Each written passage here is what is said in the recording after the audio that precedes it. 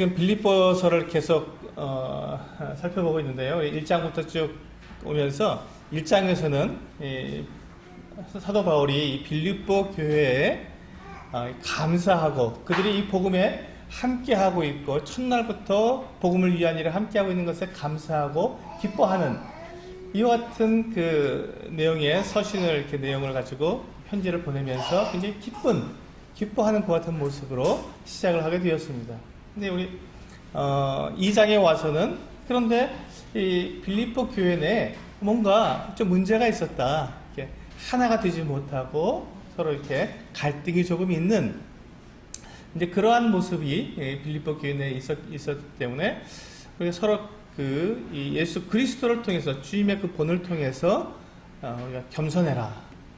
우리가 서로가 서로를 이렇게 섬기는 겸손한 모습으로 우리가 서로를 대하게 될 때 갈등과 서로 교회 안에 불일치되는 문제들이 해결될 수 있다라고 말씀해 주셨습니다. 그래서 오늘 이제 이 빌립보서 3장을 우리가 보게 되는데 빌립보 교회 내에 그 성도들 사이의 어떤 갈등의 문제 말고도 또 다른 문제가 한 가지 더 있었습니다. 그 문제는 무엇이었냐면 예루살렘에서 이렇게 유대주의, 그러니까 이제 율법을 가르치는 이 유대주의 교사들이 내려와서 이 빌립보 교회와하고 할례를 받지 아니하면 구원받지 못한다고 하는 이와 같은 가르침을 하게 된 것입니다. 그러니까 이 빌립보 교회 내에 그와 같은 그 가르침을 받게 되었을 때 그것을 잘 분별해서 그것을 멀리하고 복음의 분명한 이 진리 가운데서 서야 하는데 이 빌립보 교회 내에 그와 같은 가르침이 들어왔을 때 그것을 받아들이는 그와 같은 분들이 생기게 된 것이죠. 이제 그것에 대해서 바울이 지금 이 빌립보서 3장을 통해서 이제 그것이 아니다. 율법을 통해서는 우리가 구원받을 수 없고 우리가 의롭게 될 수 없다. 우리는 오직 믿음으로만 우리가 의롭게 되고 믿음으로 우리가 구원받는 것이라는 것을 말씀해 주고 있습니다. 그런 내용을 지금 이 빌립보서 3장을 통해서 하고 있으면서 바울은 지금 그와 같은 잘못된 가르침이나 잘못된 분별들이 이렇게 들어오게 되었을 때 그것을 분별할 수 있는 영적 분별력이 필요하다는 것을 우리들에게 말씀해 주고 있습니다. 그럴 때때로 이렇게 할례를 받으라고 하는 이와 같은 가르침이 있을 때 어떤 분들은 그렇게 말씀하시더라고요. 그 할례 받으면 되지 뭐 그거 뭐 어렵냐고 그냥 할례를 주면 되지. 구원받은 사람도 복음 예수 그리스도를 믿고 구원받은 사람들이 그냥 할례도 받으면 되지 그거 좋은 거 아니냐고 이렇게 말씀하시는 분들이 있습니다. 왜 그게 문제가 되느냐?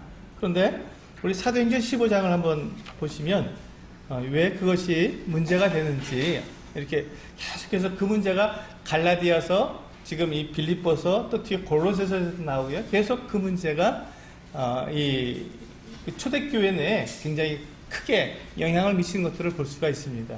사도행전 15장 1절을 보시면 그 문제가 왜 그렇게 큰 문제인지 우리 살펴볼 수가 있습니다. 사도행전 15장 1절 제가 읽겠습니다. 어떤 사람들이 유대로부터 내려와서 형제들을 가르치되 너희가 모세의 법대로 할례를 받지 아니하면 능히 구원을 받지 못하리라. 여기서 문제가 생기는 것입니다.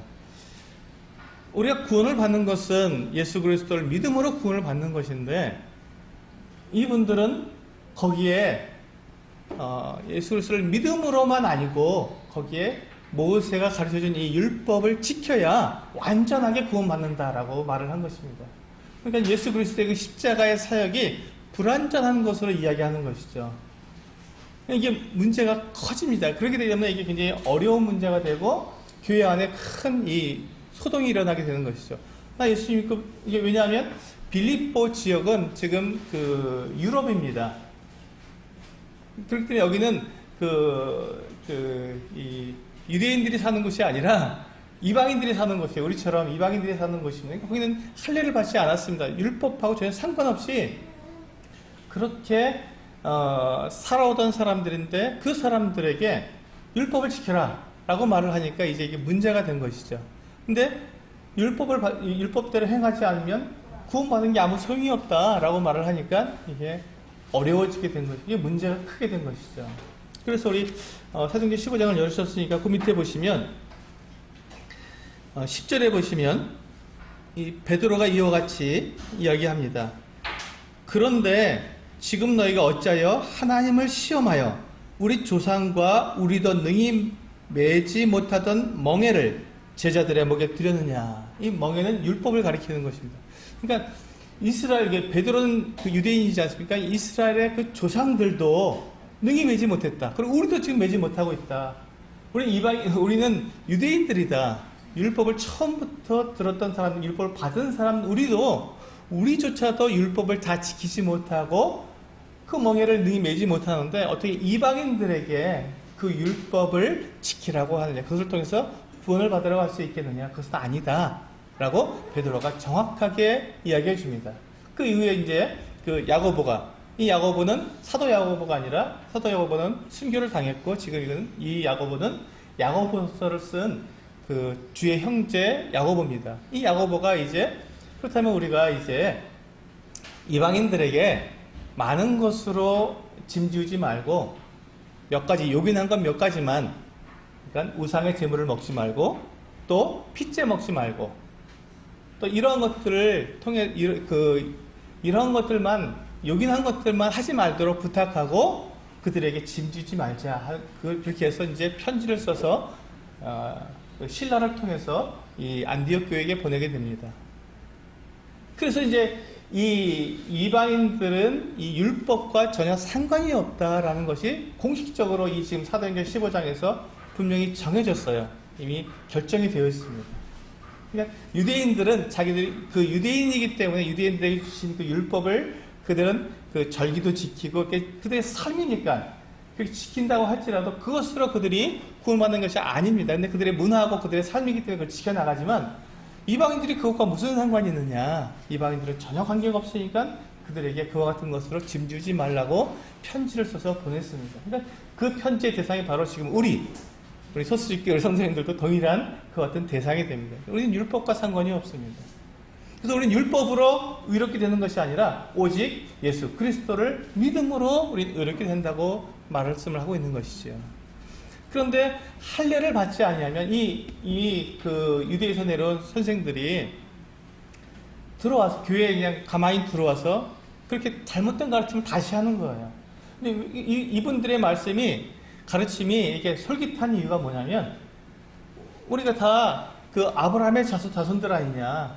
아브라함은 믿음의 조상이고 또 이스라엘의 조상이기 때문에 아브라함은 믿는 자의 조상도 되고 또 우리 그 이스라엘 조상도 된다.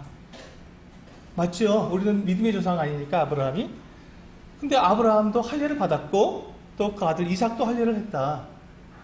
믿음의 조상인 아브라함도 할례를 받았으니 우리도 당연히 할례를 받아야 되지 않느냐라고 이야기를 하는 것입니다. 어떠세요? 들어보면 그래 이렇게 우리가 그런 생각이 듭니다. 근데 그 말씀에 대해서 우리 로마서 4장에서 답을 주고 있습니다. 그 앞으로 좀 넘기셔서 로마서 4장에 보시면요, 사도 바울이 답을 주고 계시죠.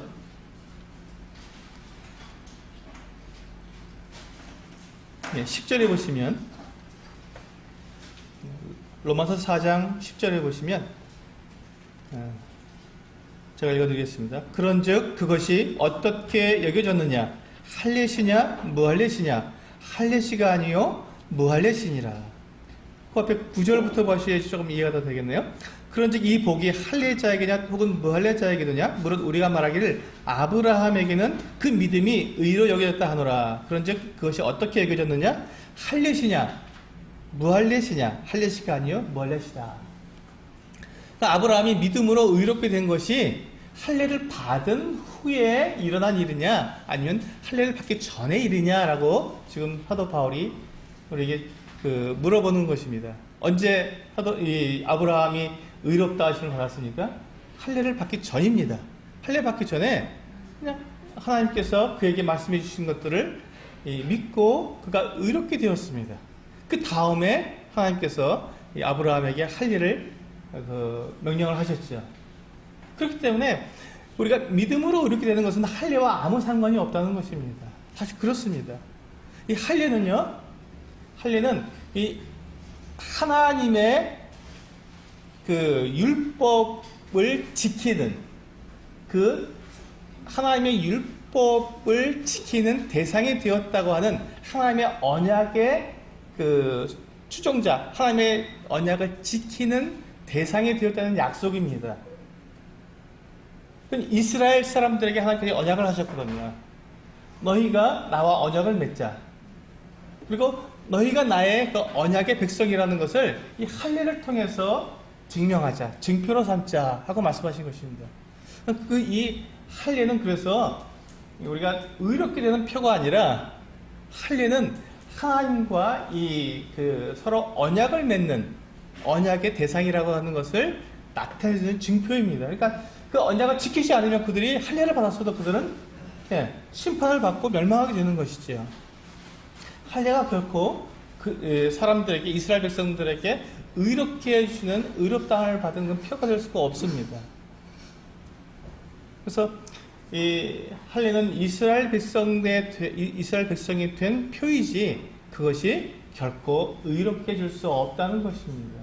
그런데 이제 지금 이 그 유대주의 교사들이 내려와서 그렇게 이야기를 하는 거예요. 할례를 받아야 된다. 아브라함도 받고 의롭게 되었지 않느냐라고 잘못 가르쳤을 때, 그때 우리는 어떻게 해야 된다고요? 그것이 정말로 성경에서 그렇게 말씀하고 있는 말을 정말 그러한가 하고 우리가 분별해 봐야 되는 것이죠. 정말 성경이 그렇게 말씀하고 있는가? 이것이 바로 영적 분별력입니다. 오늘 제가 말씀드리려고 하는 내용이죠. 우리 본문으로 돌아오셨어요. 그것이 지금 그 3장 1절에서부터 3절까지 그 내용을 지금 다루고 있는 것입니다. 제가 읽어드리겠습니다. 끝으로 나의 형제들아, 주 안에서 기뻐하라. 너희에게 같은 말을 쓰는 것이 내게는 수고로움이 없고 너희에게는 안전하니라. 개들을 삼가고 행악하는 자들을 삼가고 몸을 상해하는 일을 삼가라. 하나님의 성령으로 봉사하며 그리스도 예수로 자랑하고 육체를 신뢰하지 아니하는 우리가 곧 할례파라. 여기서 보시면 지금 개들을 삼가라. 이게 지금 이 유대인들에게 개라고 하는 존재는 굉장히 부정하고 그 거의 이렇게 모욕적인 그런 그 언사입니다. 그런데 지금 이렇게 내려와서 이 빌립보나 갈라디아에 와서 할례를 받지 않으면 구원받을 수 없다라고 말하는 이와 같은 사람들, 이런 유대주의 교사들에 대해서 바울은 뭐라고 얘기하고 있냐면 그들은 개들과 같다. 왜? 그들이 사람들을 멸망으로 이끌고 있기 때문에.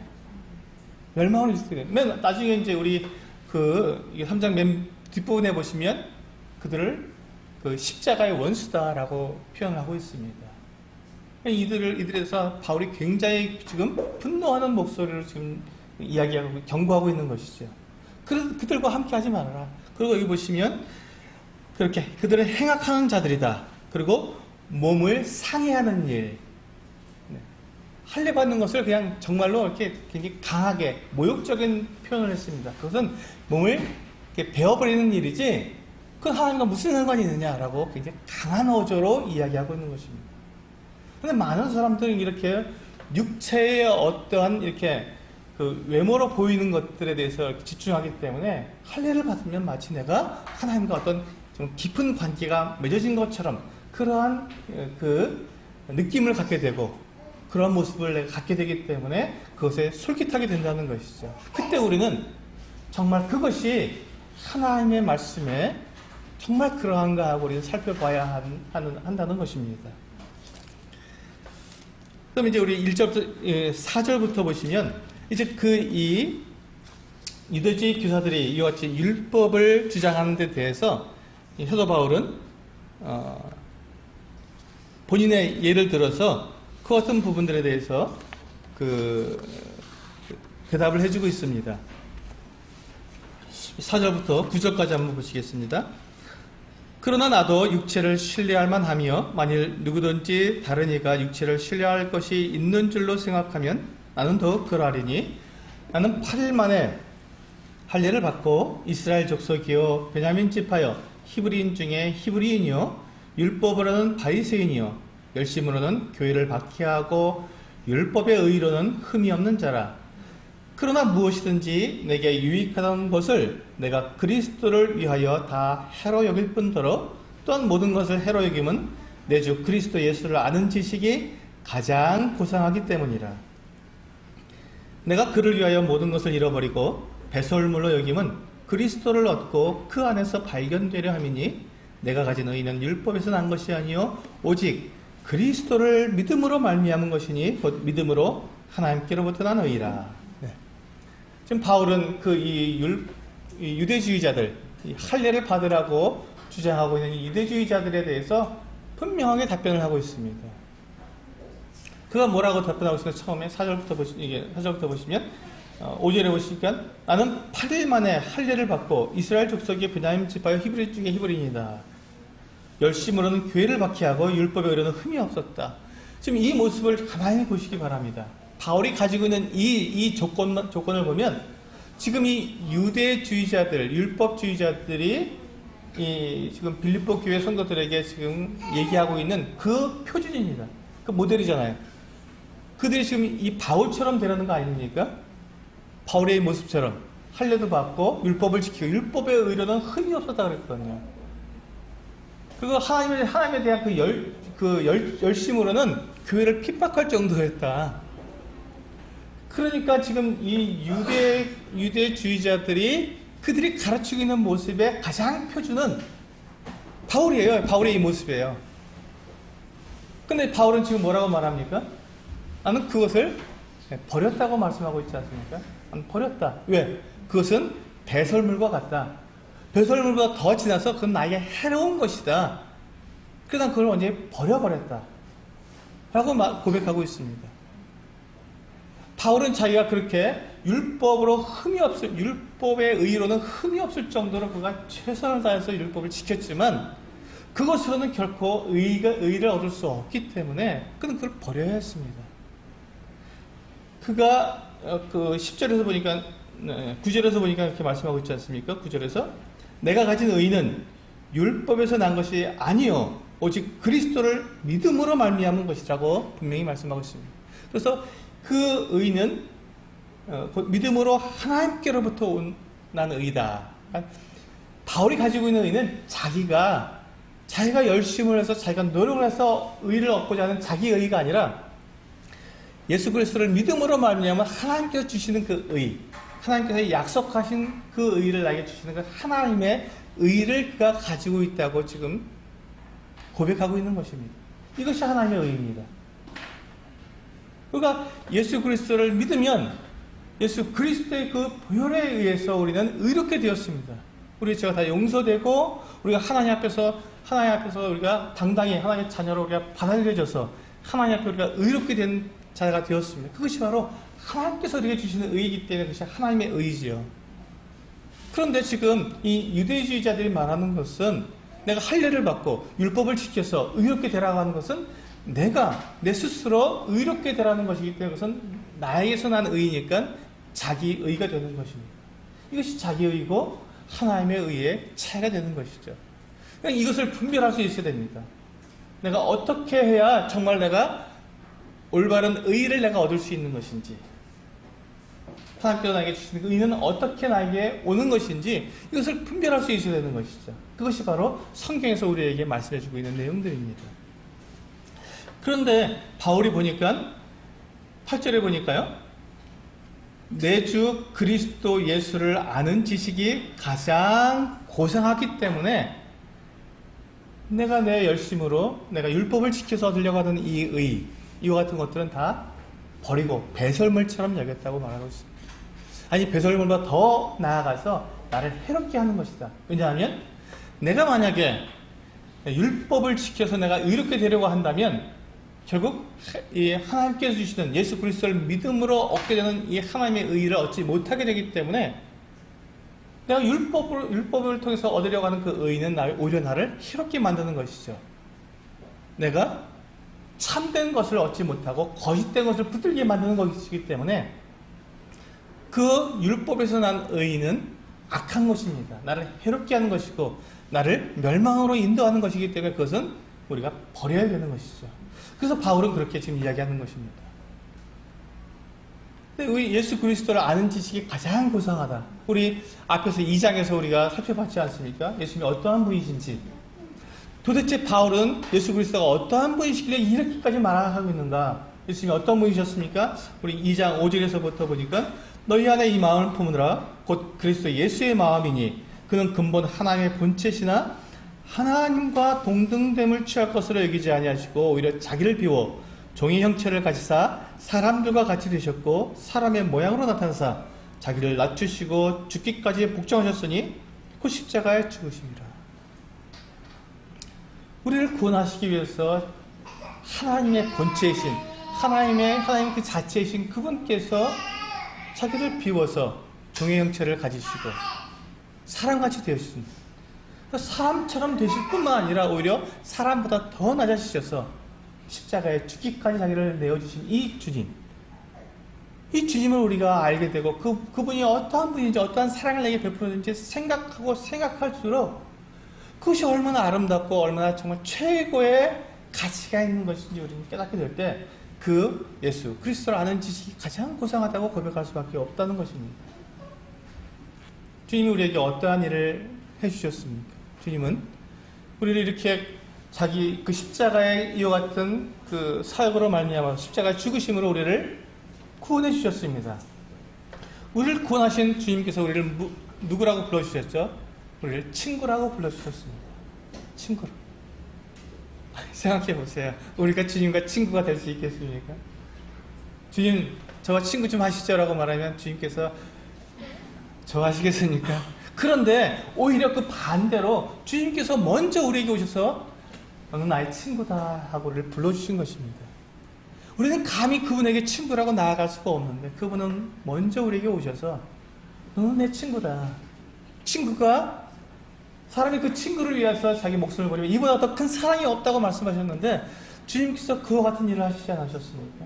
너는 내 친구다. 이게 너희가 종이 아니다. 친구는 모든 것을 다 이야기하지 않습니까? 나누지 않습니까? 주님께서 우리에게 주님의 그 마음을 나누시고 또 주님께서 주님의 영을 우리에게 주셔서 성령을 우리에게 주셔서 주님과 하나가 되게 만드셨습니다. 그렇습니다. 우리는 주님과 친구가 되었습니다. 그 주님, 우리를 친구로 삼아주신 그 주님을 생각해 보세요. 얼마나 주님은 고상한 분이십니다. 그런데 주님께서 우리를 친구로만 삼으신 것이 아닙니다. 하나님께서 우리를 양자로 받아주시지 않으셨습니까? 우리가 예수 그리스도를 믿고 우리가 하나님 앞에 나아가게 되었을 때 하나님께서 우리를 자녀로 삼아주셨습니다. 하나님이 양자가 되게 하신 것이죠.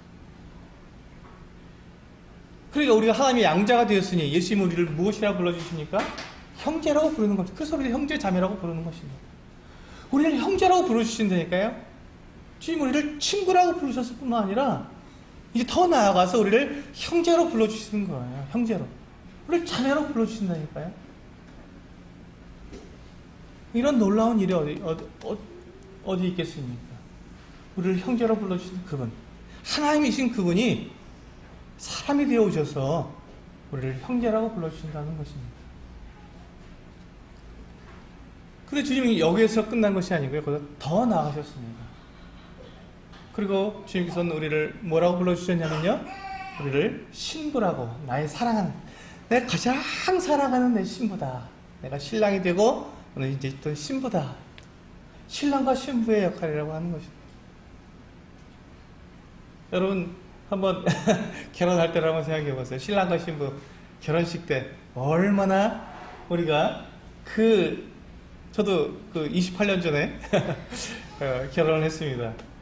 만 28년이 되었는데 그때 그 신랑이 신부를 향한 그 마음은요, 세상 무엇과도 바꿀 수 없는 그 같은 마음 아닙니까? 주님께서 우리를 보실 때 우리를 신부로 불러주실 때니까요. 이제 나와 함께 하자. 나와 영원히 함께 살자. 이제 우리는 둘이 아니라 하나다 라고 우리를 불러주셨습니다. 신부로 불러주셨습니다. 근데 거기서 끝나면 주님께서 더 아쉬우셨나 봐요. 한 가지 더, 한 단계 더 나가셨습니다. 우리를 무엇으로 불러주셨습니까? 우리 에베소서에서 보았지 않습니까? 주님이 우리의 머리가 되시고 우리 친히 자기의 몸으로 삼으셨습니다. 우리는 주님의 몸이 되어버렸습니다. 이제 예수 그리스도께서 우리의 머리가 되시고 우리는 주님의 몸이 되신 그런 거예요. 우리는 원래 주님과 원수였습니다. 원수였는데 우리를 구원하셔서 주님을 섬길 수 있는 이 주님의 종으로 부르셨고, 제자로 부르셨다가 친구로 삼으셨고, 그 다음에 우리를 형제로 부르셨다가 신부로 삼으셨고, 이제는 당신의 지체로, 당신의 몸으로 우리를 삼아버리신 거예요. 이제는 우리는 주님 없이는 살 수가 없는 사람들이 되었습니다. 주님도 우리를 통해서 자신을 나타내시는 그와 같은 대상이 되어버리셨습니다. 완전히 하나가 되어버린 거예요. 이 주님을 한번 생각해 보세요. 이와 같은 이 주님을 떠나서 우리가 어디로 갈 수 있겠습니까? 그런데 유대주의자들은 뭐라고 말하고 있다고요? 주님 갖고는 안 돼. 예수 그리스도를 믿어 갖고는 안 돼. 그건 부족해. 할례를 받아야지. 모세에게 속해야지 라고 말을 하는 것입니다. 그러니까 바울이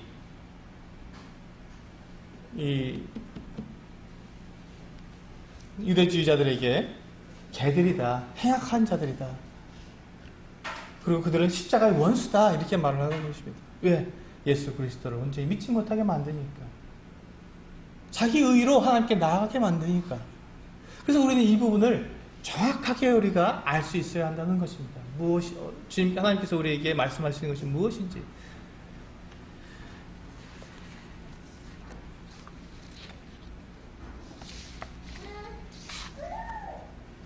이제 바울은 거기에서 이제 더 나아가서 이제 10절부터 보시면 10절부터 14절에서는 이제 바울이 우리에게 빌립보 교회 성도들에게 이와 같은 것들을 부탁합니다. 10절부터 14절까지입니다.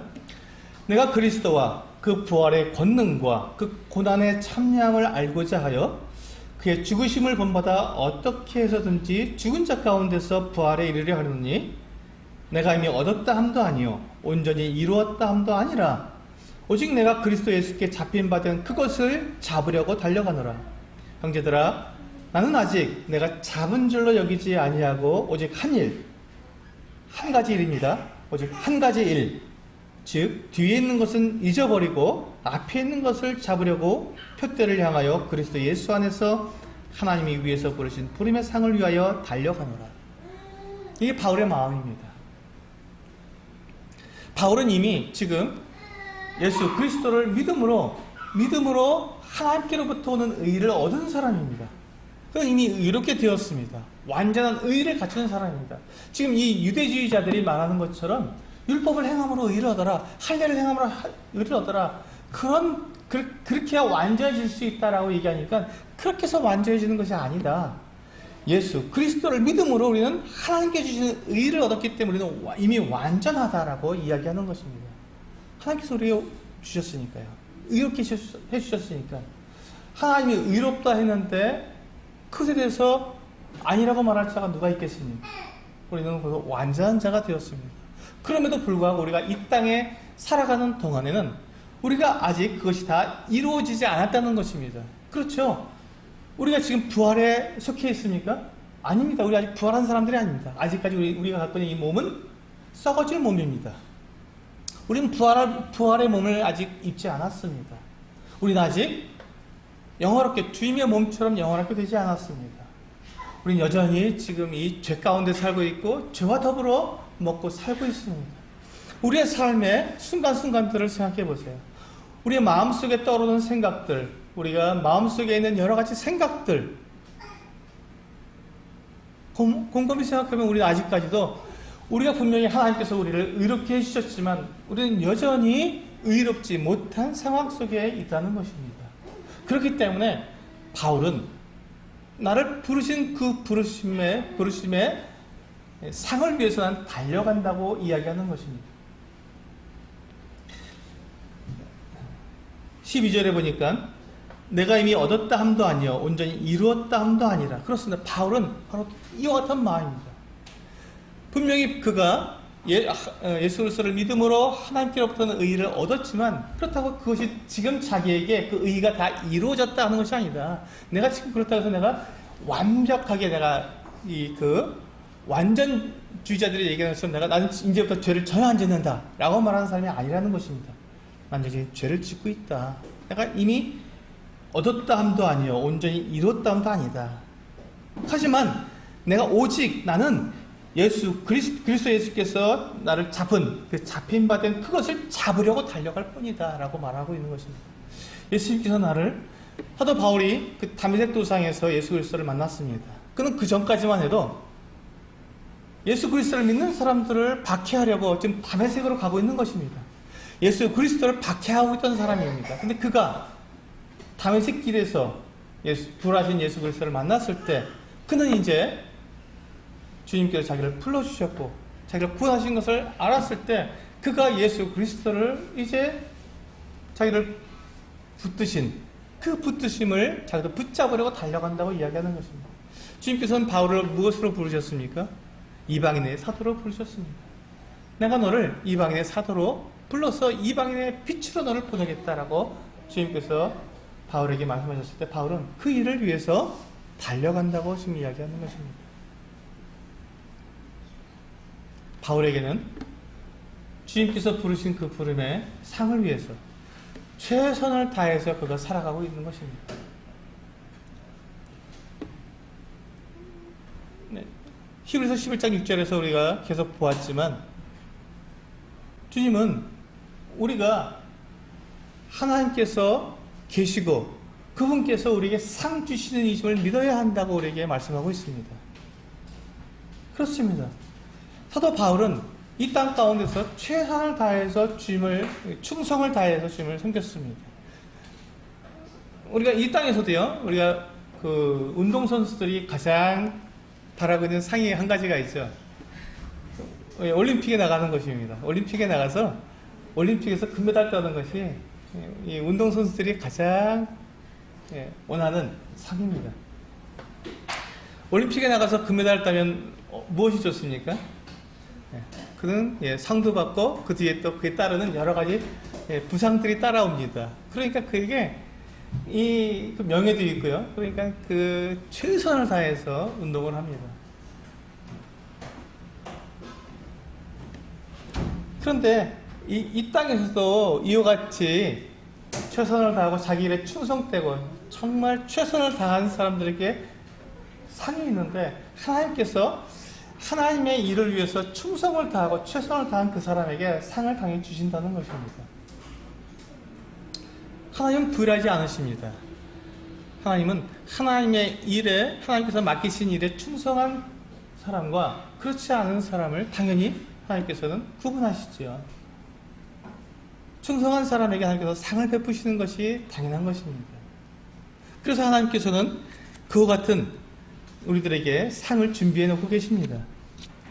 그 상이 어떤 상인지 우리는 잘 알지 못합니다. 그러나 그것이 매우 영광스럽고 정말 하나님께서 하나님의 합당한 하나님의 명예에 걸맞는 하나님의 이름에 걸맞는 것들 상을 우리에게 준비하셔서 주신다는 것이 당연한 것을 믿을 수 있습니다.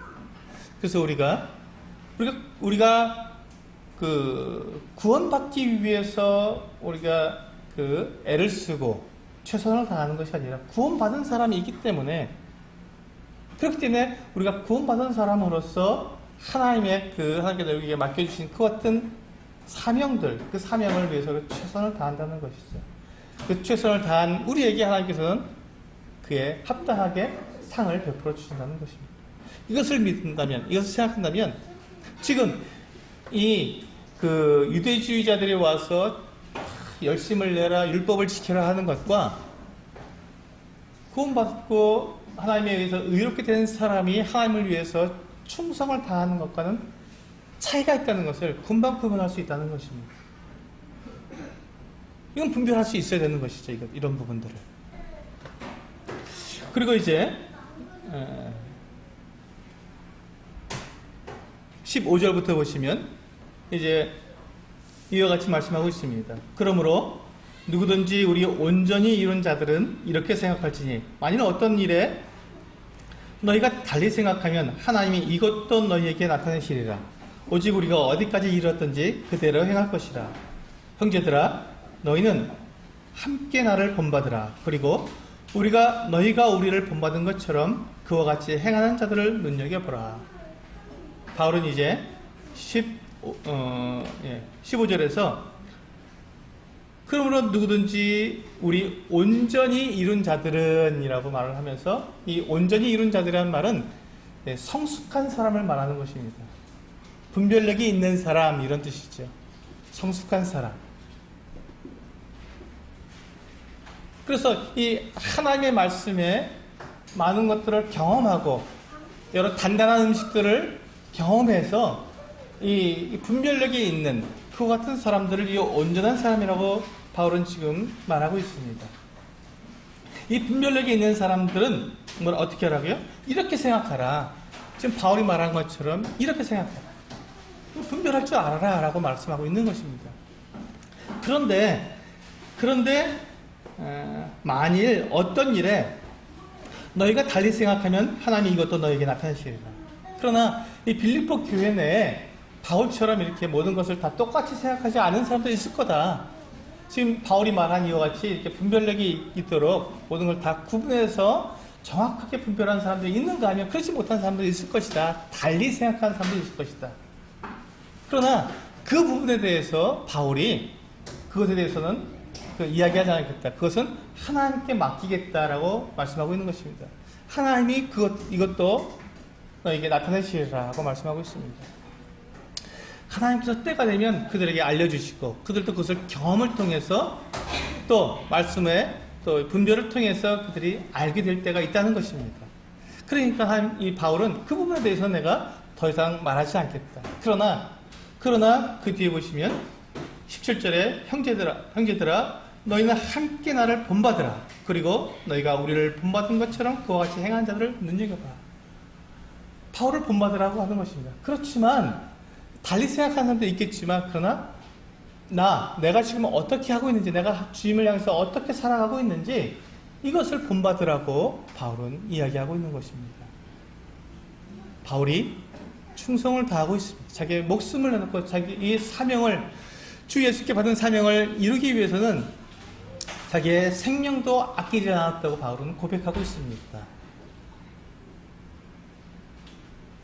바울이 그와 같이 충성을 하는 이유가 무엇일까요? 그것은 의롭게 되기 위한 것이 아니라, 유대주의자들이 말하는 율법을 지키기 위해서가 아니라, 내 의로 구원받기 위해서가 아니라, 구원받은 그가 하나님의 영광을 위해서 하나님을 사랑하기 때문에 그분께 충성을 다하는 것이죠. 그리고 충성한 그에게 하나님께서 그에 합당한 상을 주실 것을 그가 바라고 달려갔다는 것입니다. 그리고 그렇게 행하는 자들을 눈여겨보라, 알아주라는 것입니다. 그래, 저렇게 하는 거야, 나도 저렇게 살아야지라고 그렇게 눈여겨보라고 말씀하고 있습니다.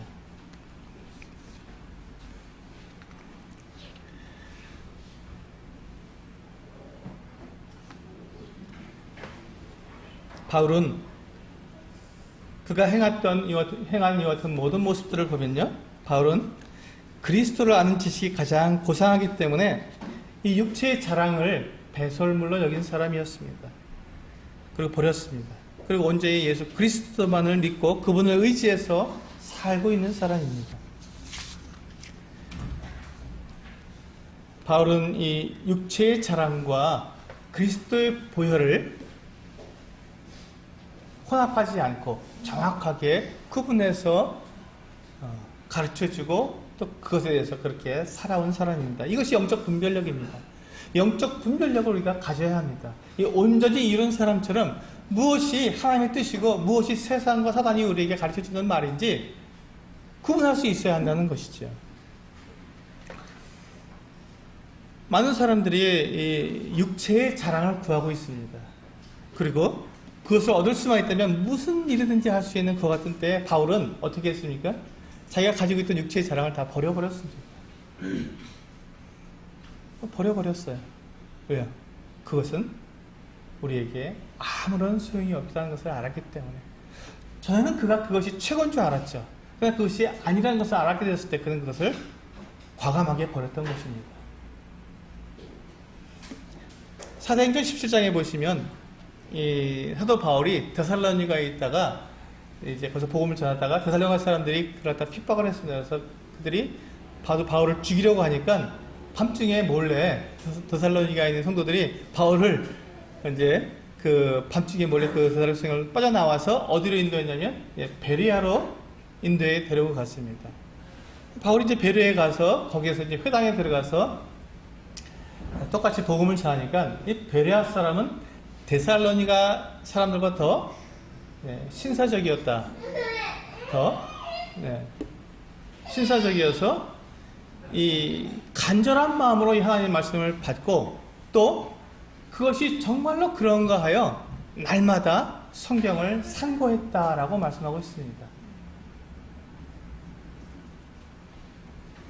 우리가 이 영적인 분별할 수 있는 것은 기준이 나에게 있지 않다는 것입니다. 내 생각에 있지 않다는 것입니다. 이 베레아 사람들이 그렇게 정말로 성경이 정말 그렇게 말씀하고 있는가 하는 것을 자세히 들여다보고 바울이 말하는 것들, 자기가 여태까지 들었던 회당에서 들었던 그 율법을 지켜야 한다는 것들과 바울이 말하는 복음을 자세히 살펴보고 성경을 날마다 상고해봤어요. 연구해봤다는 것이죠. 정말 그런가? 바울이 말하는 게 정말 맞나? 그렇게 했을 때 그들 가운데서 믿는 자들이 적지 않냐고 헬라의 귀부인들이 많이 믿게 되었다고, 더해졌다고 성경은 말씀하고 있습니다. 바로 거기였습니다. 이것이 분별력이죠. 그 기준이 어디에 있습니까? 바울에게 있습니까? 아닙니다. 나에게 있습니까? 아닙니다. 우리가 그것이 하나님께로 온 것인지 아니면 세상으로부터 온 것인지 사람에게서 난 것이 하나님께로부터 난 것인지 알 수 있는 그 기준은 하나님의 말씀에 있다는 것입니다. 이게 영적 분별력이에요. 이게 정말 성경이 무엇을 말씀하고 있는가를 내가 따라서 성경을 연구하고 살펴보고 그리고 거기에 내 생각과 내 그 뜻을 맞추는 것이 영적 분별력입니다. 반대로 성경을 자꾸 끌어다가 내 그 생각에다 맞추려고 하면 이게 잘못되기 쉬운 것이죠. 그게 잘못되기 쉬운 것입니다. 많은 지금 유대주의자들이 그렇게 지금 가르치고 있는 거예요. 자기들의 생각, 자기들이 처음부터 그런 유대인들이기 때문에 이 율법, 모세의 율법에 대해서 굉장히 그런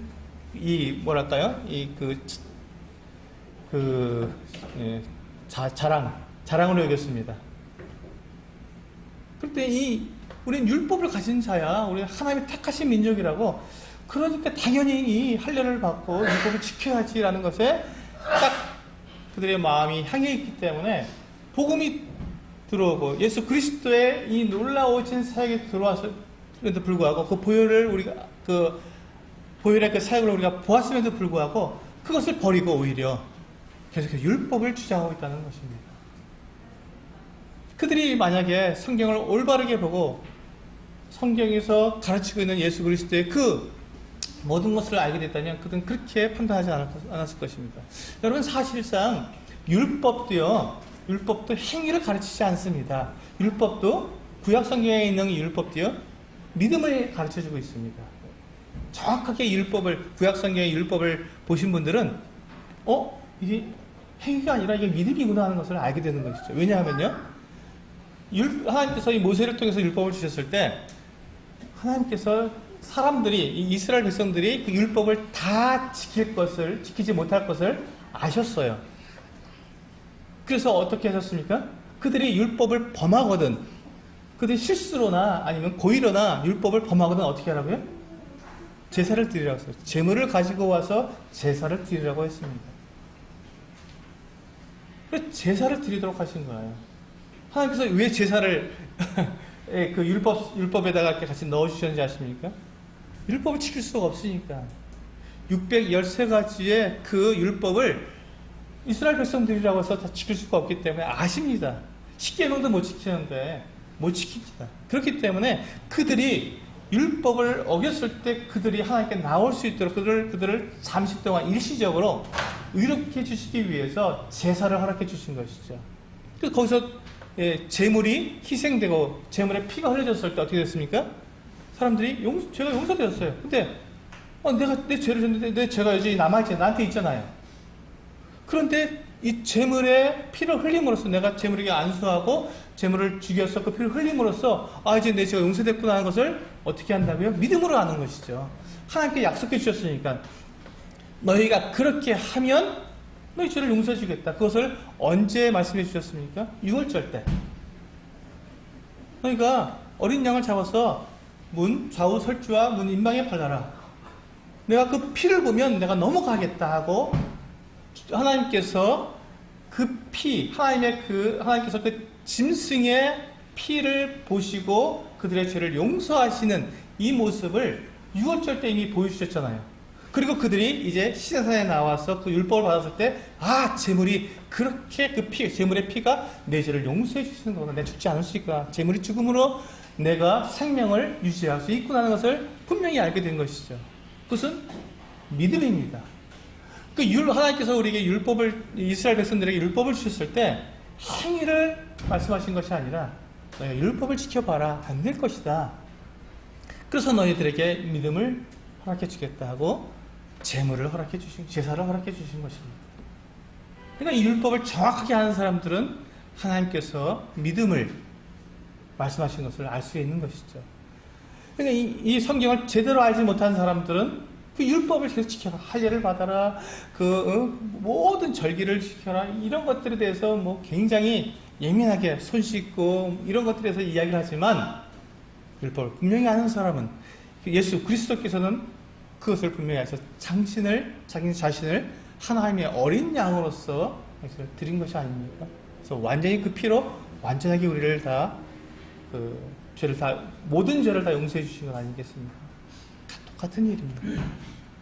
그래서 우리가 예수 그리스도를 믿는 것은 그 믿음으로 우리가 죄 용서를 받기 때문에 우리 믿는 것입니다. 자, 그래서 우리는 디모데후서 2장 15절에서 이와 같이 말씀하고 있습니다. 너는 진리의 말씀을 옳게 분별하며 부끄러울 것이 없는 일꾼으로 인정된 자로 자신을 하나님께 드리길 힘쓰라고 말씀하신 것입니다. 우리는 하나님의 말씀을 옳게 분별하게 할 때 우리는 하나님의 일꾼으로서 또 하나님 앞에 드릴 수 있는 자가 되는다는 것이죠. 바로 이것을 우리들에게 말씀해 주시고 계십니다. 이제 그 마지막 부분이죠. 빌립보서 3장 18절부터 보시면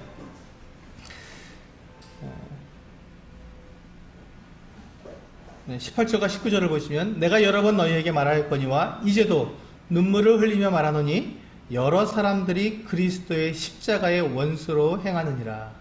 그들의 마침은 멸망이요 그들의 신은 배요 그 영광은 그들의 부끄러움에 있고 땅의 일을 생각하는 자라.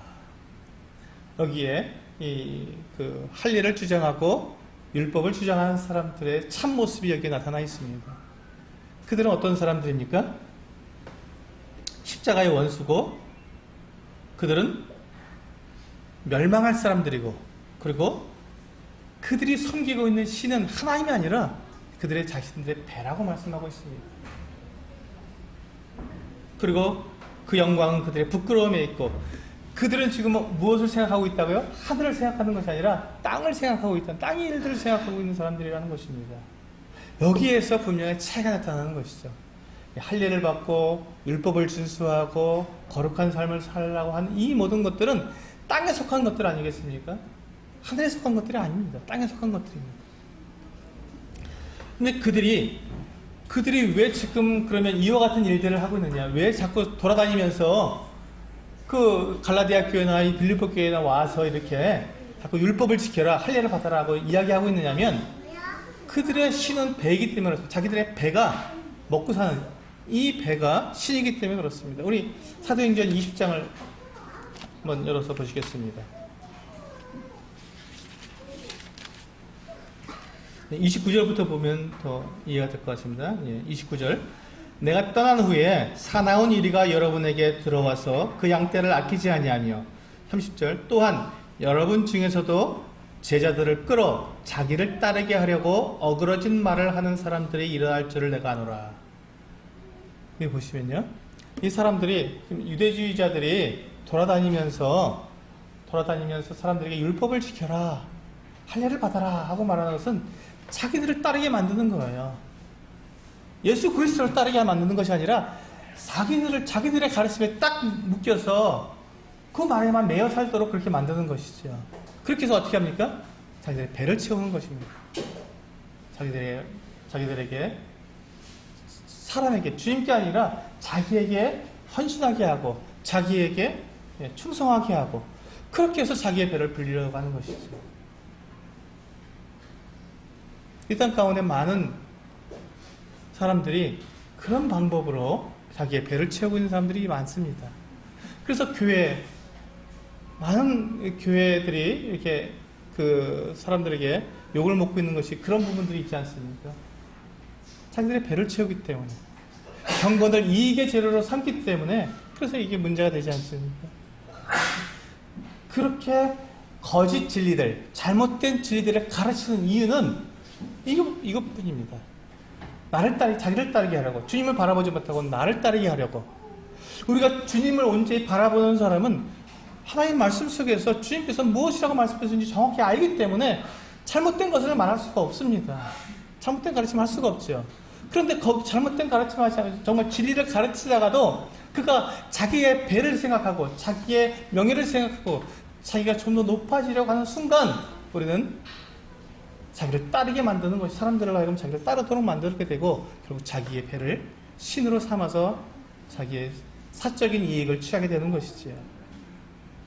그래서 우리는 그와 같은 사람들을 분별할 수 있어야 합니다.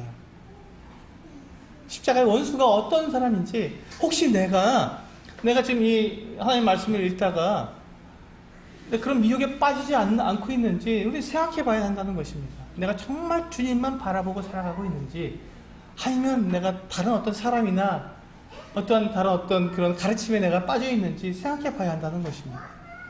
우리는 주님 외에 다른 분은 없습니다. 우리가 따라갈 대상이.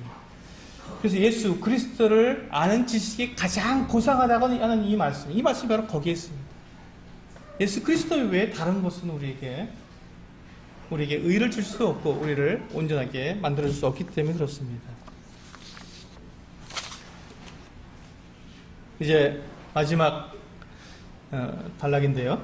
우리 빌립보서 3장 돌아오셨어요. 20절과 21절 이게 결론입니다.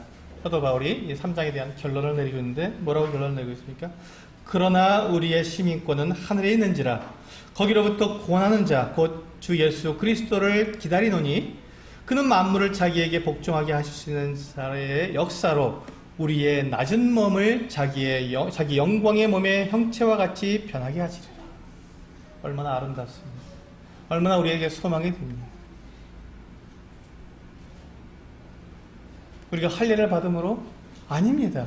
율법을 지킴으로 이런 영광을 우리는 받을 수가 없습니다. 오직 예수 그리스도를 믿음으로, 예수 그리스도를 믿는 그 믿음 가운데서 우리는 이와 같은 영광을 얻게 되는 것이죠. 우리 여기 손을 넣으실게요. 그 앞으로 보시면 골로새서 3장, 빌립보서, 에베소, 그 뒤죠? 골로새 3장. 바로 뒤에 보시면요. 골로새 3장.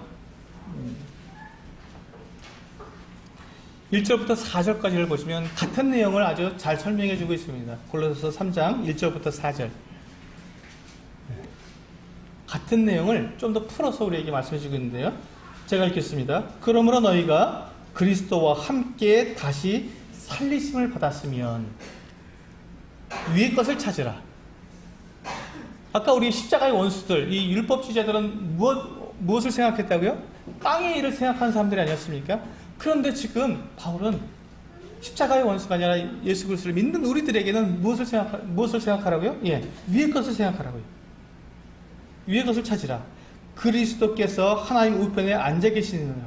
2절 위의 것을 생각하고 땅의 것을 생각하지 말라. 3절에 이는 너희가 죽었고 너희 생명이 그리스도와 함께 하나님 안에 감추어 있음이니라. 4절 우리의 생명이신 그리스도께서 나타나실 그때 너희도 그와 함께 영광 중에 나타나리라. 우리 얼마나 놀라운 소망입니까? 빌립보서 지금 같은 말씀을 하고 있지 않습니까? 땅의 것을 생각하지 말고 위의 것을 생각하라는 것입니다. 십자가의 원수들은 땅의 것을 우리에게 가르쳐주고 땅의 것에만 집중하도록, 내가 어떠한 사람인지 자꾸 나에게 집중하도록. 그러나 우리는 나의 어떠한 열심으로도 하나님 앞에서 우리는 의롭다함을 얻을 수가 없습니다. 그럴 때 우리는 예수 그리스도를 믿는 것이죠. 그분이 우리의 의가 되고, 그분이 우리에게 지혜가 되고, 그분이 우리에게 생명이 되기 때문에 그분을 의지하는 것입니다. 그래서 우리는 예수 그리스도를 믿습니다. 그러니까 우리가 위의 것을 생각하게 되는 거예요. 그분이 계신 것, 하나님 우편에 앉아 계시니까 일단 그분을 생각하고 위의 것을 바라보는 것입니다. 그런데 놀라운 것은 주님께서 어느 날 땅에 재림하신다는 것입니다. 다시 오신다는 것입니다. 다시 오셔서 우리의 이 썩어질 몸, 이 몸을 주님의 그 영광스러운 몸과 같이 변하게 해주신다는 것입니다. 그것이 영원한 삶입니다. 우리에게 약속하신, 우리가 소망할 그 같은 몸입니다. 우리는 이 땅에서 영원히 사는 사람들이 아니라 우리는 이 주 예수 그리스도가 갖고 계신 그 하늘에 속한 그 몸을 우리도 갖게 돼서 우리가 하늘에서 영원히 살게 되는 사람이기 때문에 우리는 7, 80년 이 땅에 사는 동안에 그것을 누릴 것들에 대해서 우리가 거기에 집중해서 살아가는 사람들이 아니라, 땅의 것에 우리가 집중해서 살아가는 것이 아니라 하늘에 속한 것을 향해서 우리는 살아간다는 것입니다. 그와 같은 사람들입니다. 함께 동일한 같은 몸을 이루게 되는, 우리의 낮은 몸을 자기 영광의 몸의 형체와 같이 변하게 하시는 이와 같은 사람들입니다. 그래서 우리의 시민권이 어디에 있다고요? 하늘에 있다고 말씀하고 있죠. 우리의 시민권은 하늘에 있습니다. 우리는 대한민국에 살고 있습니다. 우리의 몸이 지금 대한민국에 속해 있으니까요. 그러나 진짜 우리의 몸은 어디에 있습니까? 진짜 우리의 몸은 예수 그리스도와 동일한 영광의 몸으로 바뀌게 될 때 갖게 될 그 몸입니다. 그것은 하늘에 있습니다. 하늘에 속한 몸입니다. 그래서 우리는 하늘에 속한 사람들입니다. 땅에 속한 사람들이 아닙니다. 그것을 생각해 보면 우리가 이 땅 가운데서 어떠한 삶을 살아가야 할지 분명히 우리는 알 수 있는 것이죠. 그럼 무엇을 향해서 살아가야 할지, 어떠한 삶에 우리의 삶을 내줘야 할지 우리는 그것을 분명하게 알 수 있게 된다는 것입니다. 이러한 것들을 분별하는 것, 이것이 영적 분별력입니다. 정말 나에게 중요한 것이 무엇인지, 그리고 내가 무엇을 위해 살아가야 하는지, 또 내가 누구인지 등을 정확하게 분별하고 진리를 따라가려면 우리에게 바로 이와 같은 영적 분별력이 필요합니다. 그래서 진리의 말씀을 옳게 분별하며 부끄러울 것이 없는 일꾼으로 인정된 자로 자신을 하나님께 드리는 우리 소수교회 성도님들 되시기를 원합니다. 기도하시겠습니다.